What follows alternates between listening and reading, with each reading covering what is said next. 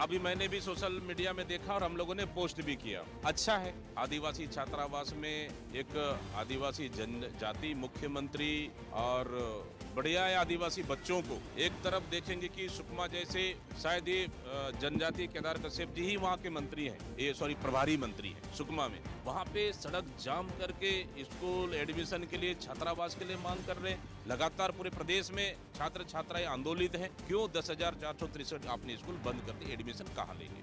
दूसरी चीज, आदिवासी छात्रावासों में अगर एक जग 32,000 में खरीदी होती है तो क्या वो जग सोने का जग है क्या?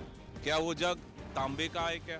कोई ऐसा चमत्कारी या फिर ऐसा कोई जादुई जग है क्या जो इस सरकार में, मैं समझता हूँ 100, 200, 300, 500 रुपए के अंदर वाली जग 32,000 अगर खरीदी हो रही है तो ये भगवान, तो इस सरकार का तो भगवान ही मालिक है। इसलिए कह रहे हैं कि इस सरकार में भ्रष्टाचार चरम पर है। कौन है जिम्मेदार?